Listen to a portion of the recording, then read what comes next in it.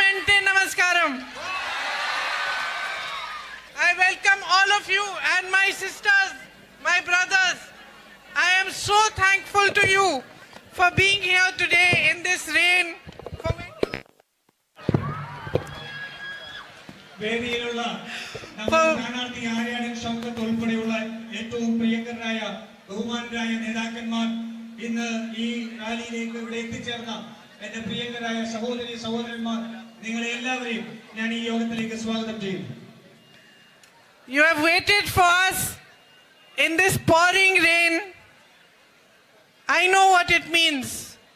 It means that you wanted to welcome us from your hearts. You want to hear what we have to say for you, and you support us wholeheartedly. നിങ്ങൾ ഈ കനത്ത മഴയിലും ഇന്നിവിടെ നിങ്ങൾ എത്തിയിരിക്കുന്നു. നിങ്ങൾ എന്താണ് പറയാൻ ആഗ്രഹിക്കുന്നത് എനിക്കറിയാം. നിങ്ങൾ ഹൃദയത്തിൽ നിന്ന് ഞങ്ങളെ കാണാൻ നിങ്ങൾ എത്തിയിരിക്കുന്നു. ഞങ്ങൾ സംസാരിക്കുന്നത് കേൾക്കാൻ എത്തിയിരിക്കുന്നു. നിങ്ങൾ യുഡിഎഫിനുള്ള പിന്തുണ നിങ്ങൾ പ്രഖ്യാപിക്കുന്നു. Before I start speaking, I want to thank all of you from the bottom of my heart for the immense support that you gave me in my election.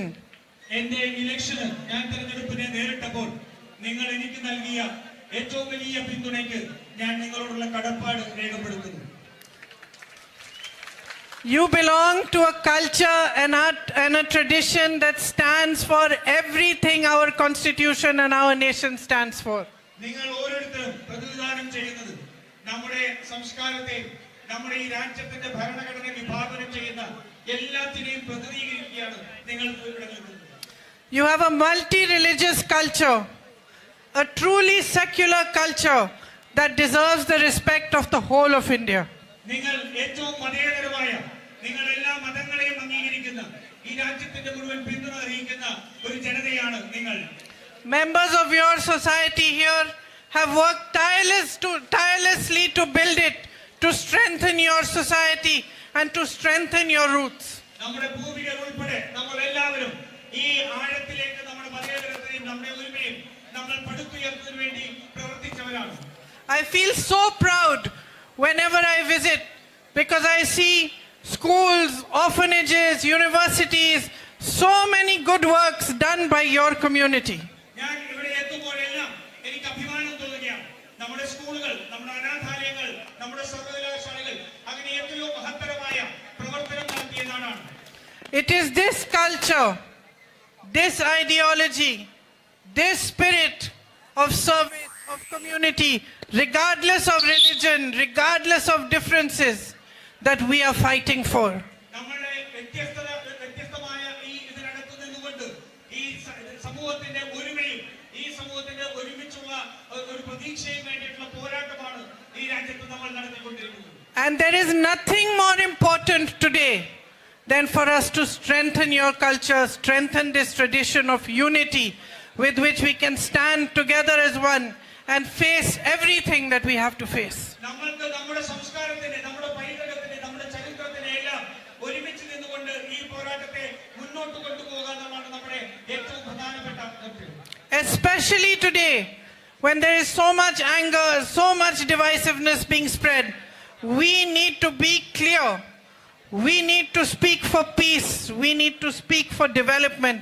And we need to elect decent, courageous people who devote their time towards real work, helping to uplift society and understanding very well what their duty towards the people is. ഇന്ന് ഈ രാജ്യം വിഭജിച്ചു നിൽക്കുമ്പോൾ, ഈ രാജ്യത്ത് വലിയ രീതിയിലുള്ള വിദ്വേഷം പടർത്തുമ്പോൾ നമ്മൾ ഒരുമിച്ച് നിന്നുകൊണ്ട് അത്തരത്തിലുള്ള പ്രവർത്തനം നമ്മുടെ ജനങ്ങളെ ഒരുമിപ്പിച്ചുകൊണ്ട് ഞങ്ങൾ നടത്തേണ്ട പ്രവർത്തനത്തിന്റെ ഏറ്റവും പ്രധാനപ്പെട്ട ഒരു സമയത്താണ് നമ്മൾ നിൽക്കുന്നത്. You face immense difficulties in your daily life. നിങ്ങൾ നിങ്ങളുടെ നിത്യജീവിതത്തിൽ വലിയ കഷ്ടപ്പാടുകൾ നിങ്ങൾ അനുഭവിക്കുന്നുണ്ട്.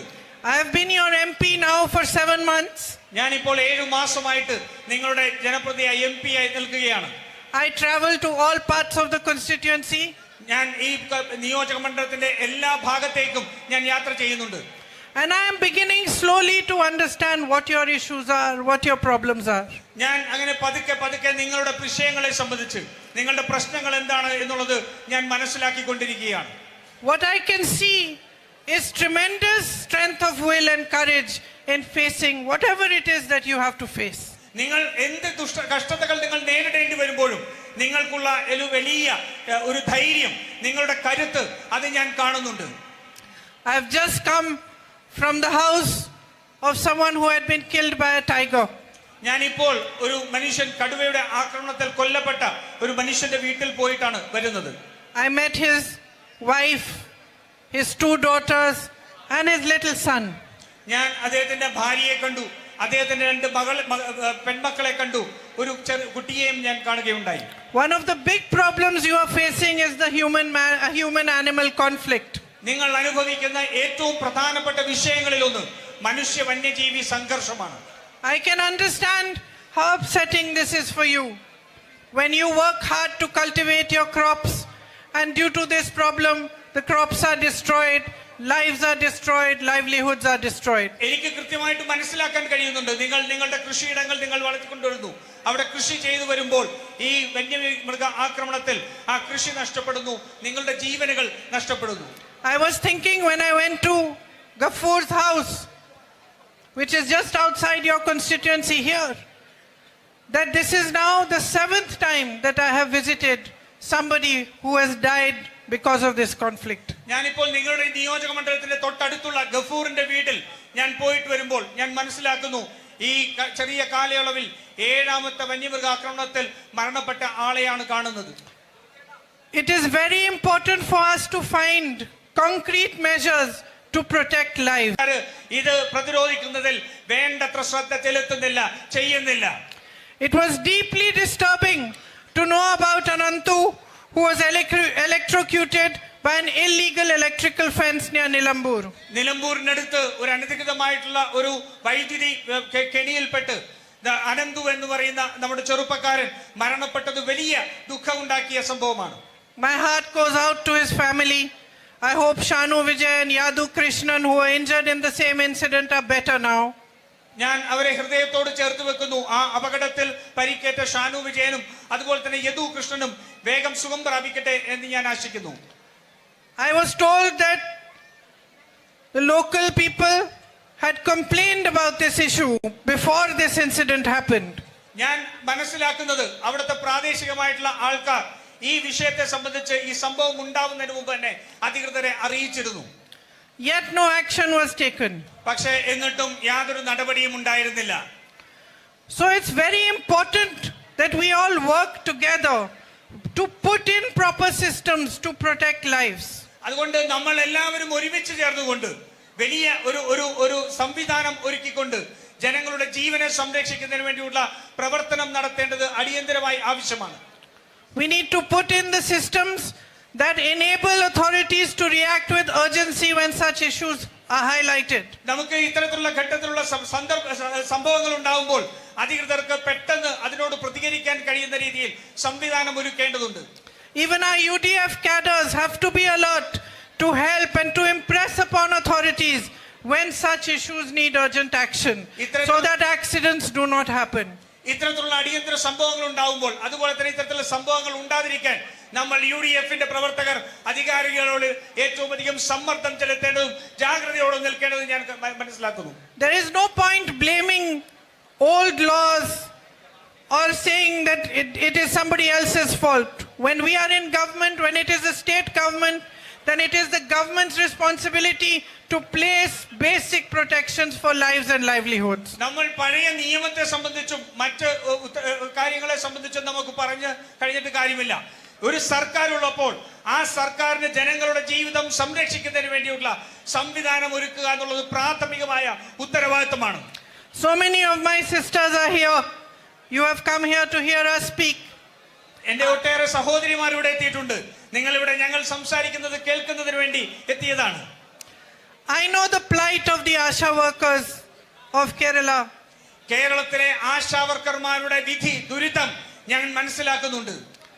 One of my tours over here, I met a number of them together and we had a long discussion. ഞാൻ കഴിഞ്ഞ പ്രാവശ്യം വന്നപ്പോൾ കുറേയധികം ആശാ വർക്കർമാരെ കാണുകയും അവരോട് ദീർഘനേരം ഞാൻ സംസാരിക്കുകയും ചെയ്തിരുന്നു.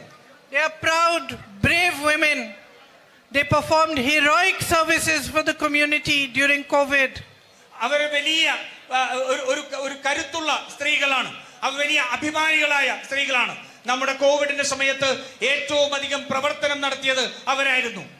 And yet today they are protesting for their basic right. പക്ഷെ അപ്പോഴും അവരുടെ ഏറ്റവും അടിസ്ഥാനപരമായ അവകാശങ്ങൾക്ക് വേണ്ടി അവർക്ക് പ്രതിഷേധിക്കേണ്ടി വരികയാണ്. When one of them told me that in the beginning, when the Asha worker program had begun, it used to be a voluntary thing. They could say we are free from so many hours to so many hours to work. ഞാൻ അവരോട് സംസാരിച്ചപ്പോൾ ഒരാൾ എന്നോട് പറഞ്ഞു, ഈ scheme ആരംഭിച്ചപ്പോൾ അത് വെറും ഒരു വോളണ്ടറി ആയിട്ടുള്ള നമ്മൾ സന്നദ്ധ പ്രവർത്തനം പോലെയായിരുന്നു. വളരെ ചുരുങ്ങിയ സമയത്ത് ചില മണിക്കൂറുകൾ മാത്രം ചെയ്യേണ്ട ഒരു പ്രവർത്തനമായിരുന്നു. They said to me that today they have to be available 24 hours a day, 7 days a week. അവർ എന്നോട് പറഞ്ഞു, ഇപ്പോൾ അവർക്ക് 24 മണിക്കൂറും ഒരാഴ്ചയിൽ 7 ദിവസവും അവർക്ക് പ്രവർത്തിക്കേണ്ട ചുമതലയുണ്ട്. Anytime they receive a call for some help, they have to go. എപ്പോൾ ഒരു ആവശ്യം ഉന്നയിച്ചുകൊണ്ട് ഒരു സഹായത്തിന് വേണ്ടി ഒരു വിളി അവർക്ക് എത്തുന്നു, അപ്പോഴെല്ലാം അവർ പോവേണ്ടതായിട്ടുണ്ട്. So if they are asking for a reasonable raise in their honorarium, if they are simply asking that after years of working as an Asha worker, give us at least 5 lakhs as a retirement amount, what is wrong with what they are asking? അങ്ങനെ ജോലി ചെയ്യുന്നവർ അവർ ചെയ്യുന്ന പ്രവർത്തനത്തിന് അവർക്ക് അർഹിക്കുന്ന ഒരു honorarium ലഭിക്കണം, അതിന് വർധനവ് ലഭിക്കണമെന്ന് പറയുമ്പോൾ അവർ പിരിഞ്ഞു പോകുമ്പോൾ അവർക്കൊരു 5 ലക്ഷം രൂപ അവർ ഇത്രനാൾ ചെയ്ത സേവനത്തിന് ലഭിക്കണമെന്ന് പറയുമ്പോൾ അതിലെന്താണ് തെറ്റ്? Is it not their right? അത് അവരുടെ അവകാശമല്ലേ? So many of them told me, we are doing Asha work. We come home, we look after our children, we look after the whole family, we have to still cook food, we have to clean our home. Our work never stops. അവരിൽ പലരും എന്നോട് പറഞ്ഞു, ഞങ്ങൾ ഈ പുറത്തുള്ള എല്ലാ പണിയും ചെയ്യണം, അതിനുശേഷം വീട്ടിൽ വന്ന് വീട്ടിലെ പണികൾ ചെയ്യണം, ഞങ്ങൾ ഭക്ഷണം ഉണ്ടാക്കണം, വീട് വൃത്തിയാക്കണം, ഞങ്ങൾ ഈ പണികളെല്ലാം ചെയ്യണം, ഞങ്ങളുടെ ജോലി ഒരിക്കലും അവസാനിക്കുന്നില്ല. And yet they don't get the recognition that they deserve from the government. എന്നിട്ടും ഈ സർക്കാരിൽ നിന്ന് അവർക്ക് ലഭിക്കേണ്ട അംഗീകാരം അവർക്ക് ലഭിക്കുന്നില്ല. In the same way, the LDF government pays 1600 rupees a month as welfare pension to over 62 lakh beneficiaries. അതുപോലെ തന്നെയാണ് സംസ്ഥാനത്തെ ഏകദേശം 62 ലക്ഷത്തോളം ഗുണഭോക്താക്കൾക്ക് സർക്കാർ 1600 രൂപ പെൻഷൻ വെച്ച് കൊടുക്കേണ്ടതായിട്ടുണ്ട്. But this pension is being politicized. പക്ഷേ ഈ പെൻഷനും രാഷ്ട്രീയവൽക്കരിച്ചിരിക്കുകയാണ്. It must be given on time. It cannot be given at the will of the government when it suits them, when the election is there, when it's not there. Just because it suits the government, people depend on this pension. അവർക്ക് ആ pension സമയത്ത് ലഭിക്കേണ്ടത് ആവശ്യമാണ്. സർക്കാരിന് തോന്നുമ്പോൾ അവർക്ക് അവരുടെ ആവശ്യത്തിനനുസരിച്ച് അല്ലെങ്കിൽ തെരഞ്ഞെടുപ്പുകൾക്ക് മുൻപ് അല്ല ഈ പെൻഷൻ കൊടുക്കേണ്ടത്. അവർക്ക് പെൻഷൻ കിട്ടേണ്ട സമയത്ത് ആ പെൻഷൻ ലഭിക്കാൻ അവർക്ക് അർഹതയുണ്ട്. The government you elect has a duty and a responsibility towards you.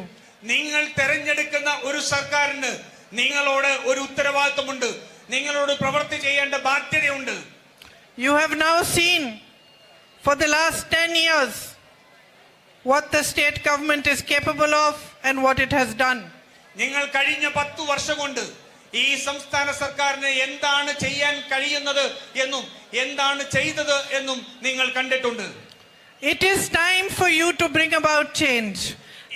And this election is an opportunity to take the first step towards that change. ഈ സംസ്ഥാനത്തെ ഒരു മാറ്റം കൊണ്ടുവരേണ്ടതുണ്ട്. ആ മാറ്റത്തിന് വേണ്ടിയ ആദ്യത്തെ അവസരമാണ് ഈ ഉപതെരഞ്ഞെടുപ്പ്. What is that change? എന്താണ് ആ മാറ്റം that I am talking about? ഞാൻ സംസാരിക്കുന്ന ആ മാറ്റം എന്താണ്? It is the change from having a government that cares deeply about you, that works towards resolving towards your problems. That is the change that I am talking about. നിങ്ങളുടെ ആവശ്യങ്ങൾ മനസ്സിലാക്കുന്ന, നിങ്ങളുടെ ആവശ്യങ്ങൾക്ക് വേണ്ടി പ്രവർത്തിക്കുന്ന, നിങ്ങൾക്ക് സംരക്ഷണം നൽകുന്ന ഒരു ഗവൺമെന്റ്, ഒരു സർക്കാർ, ആ സർക്കാരിനെ കുറിച്ചാണ് ഞാൻ മാറ്റം എന്ന് വേണ്ടത് എന്ന് പറയുന്നത്. It is not just in Kerala today, but in the entire nation that politics comes first and people are coming second. കേരളത്തിൽ മാത്രമല്ല, പക്ഷേ ഈ രാജ്യത്ത് മുഴുവൻ ഇന്ന് ജനങ്ങൾക്ക് മേലെയായി രാഷ്ട്രീയത്തെ കൊണ്ടുവന്നിരിക്കുന്ന സാഹചര്യമുണ്ട്. Your lives, your livelihoods should not be politicized. നിങ്ങളുടെ ജീവിതവും നിങ്ങളുടെ ജീവനോപാധികളും ഒരിക്കലും രാഷ്ട്രീയവൽക്കരിക്കപ്പെട്ടുകൂടാ. Your pensions should not be politicized. നിങ്ങളുടെ പെൻഷൻ ഒരിക്കലും രാഷ്ട്രീയവൽക്കരിച്ച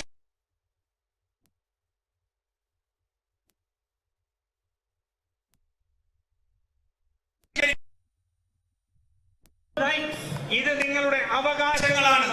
And so bring in a government that understands this. അതുകൊണ്ട് ഇത് മനസ്സിലാക്കാൻ കഴിയുന്ന ഒരു ഗവൺമെന്റിനെ കൊണ്ടുവരേണ്ടതുണ്ട്. Bring in people like Aryandan Shaukat-ji who work in a dedicated and committed fashion for you.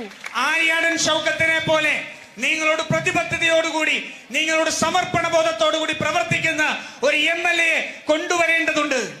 His father, Sri Aryandan Muhammad, was a popular leader in Nirambur. You all knew him very well. അദ്ദേഹത്തിന്റെ പിതാവ് ശ്രീ ആര്യാടൻ മുഹമ്മദ് ഈ നിലമ്പൂരിലെ നിങ്ങൾ എല്ലാവരും അറിയുന്ന ഏറ്റവും വലിയ ജനപ്രിയനായ ഒരു നേതാവായിരുന്നു. He himself became Panchayat President and Municipal Chairman and did a lot of good work for the municipality. Aryadan Shoukath തന്നെ ഒരു പഞ്ചായത്ത് പ്രസിഡന്റ് എന്ന നിലയിൽ മുനിസിപ്പൽ ചെയർമാൻ എന്ന രീതിയിൽ ഒട്ടേറെ വികസന പദ്ധതികൾക്ക് നേതൃത്വം കൊടുത്തിട്ടുണ്ട്. He will continue his father's legacy and he will continue to work with you with the same dedication, with the same commitment and the same respect that his father did. അദ്ദേഹത്തിന്റെ പിതാവ് ഇവിടെ പ്രവർത്തിച്ചിരുന്ന പോലെ അതേ സമർപ്പണ ബോധത്തോടുകൂടി അതേ പ്രതിബദ്ധതയോടുകൂടി നിങ്ങളോടൊപ്പം അദ്ദേഹം പ്രവർത്തിക്കും എന്ന് എനിക്കറിയാം. And he in politics and by all the good works he's done. അദ്ദേഹത്തിന്റെ ജീവിതത്തിൽ അദ്ദേഹത്തിന്റെ രാഷ്ട്രീയ ജീവിതത്തിൽ ഇതിനു മുൻപ് തന്നെ തെളിയിച്ചിട്ടുണ്ട്. To my friends here who are workers and colleagues of the UDF, let's work hard and let's work together towards this election. I am so happy to see that so many of you are here and camping here to make this a successful campaign. ഇവിടെ UDFന്റെ സഹപ്രവർത്തകർ ഇവിടെയുണ്ട്, പ്രവർത്തകരുണ്ട്. അവരോട് എനിക്ക് ആവശ്യപ്പെടാനുള്ളത് നിങ്ങളുടെ വലിയ രീതിയിലുള്ള ഒരു ഊർജ്ജത്തോടുള്ള പ്രവർത്തനം നിങ്ങൾ നടത്തണം. നിങ്ങളിൽ പലരും ഇവിടെ ഉണ്ട്, ഈ തെരഞ്ഞെടുപ്പ് പ്രവർത്തനത്തിന്റെ മുന്നിൽ തന്നെ ഉണ്ട് എന്ന് എനിക്കറിയാം. My sisters, brothers, let us send a message to the whole of Kerala from here. Let us tell all the people who are fighting different elections after 1 year that what we want is a government that works for the people. What we want is our representatives that are committed and dedicated to the people of Kerala and to making a stronger future for you. അതുകൊണ്ട് സഹോദരന്മാരെ ഞാൻ നിങ്ങളോട് പറയട്ടെ, കേരളത്തിന് മുഴുവൻ ഒരു സന്ദേശമായി ഈ തെരഞ്ഞെടുപ്പ് മാറണം. കേരളത്തിൽ വരാൻ പോകുന്ന തെരഞ്ഞെടുപ്പിൽ ഏറ്റവും കരുത്തരായ ജനങ്ങൾക്ക് പ്രതിബദ്ധതയോട് പ്രവർത്തിക്കുന്ന ഒരു സർക്കാർ ഉണ്ടാക്കാൻ MLA-മാരെ തെരഞ്ഞെടുക്കുക എന്നുള്ള സന്ദേശമാകണം ഈ ഉപതെരഞ്ഞെടുപ്പിൽ നിന്ന് മുന്നോട്ട് പോകുന്നത്. And on my part, because I am your MP, I also want to tell you that if you elect Shaukat-ji, Aryandan Shaukat-ji,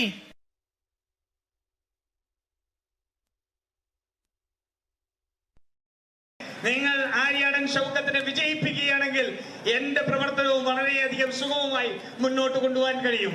Because when we need to get work done for you, we can do it together. We can put all our resources and all our force and strength into doing it both together. കാരണം നമുക്ക് ഒരു പ്രവർത്തനം നടത്തി നമുക്ക് മുന്നോട്ട് പോകണമെങ്കിൽ നമുക്ക് ഒരുമിച്ച് നിന്ന് പ്രവർത്തിക്കാൻ കഴിയും. നമ്മുടെ എല്ലാ വിഭവങ്ങളും നമ്മുടെ എല്ലാ ശക്തിയും ഉപയോഗിച്ചുകൊണ്ട് നമുക്ക് ആ പ്രവർത്തനത്തെ മുന്നോട്ട് കൊണ്ടുപോകാൻ കഴിയും. So I hope that on the day of the election you will remember all these things I've said.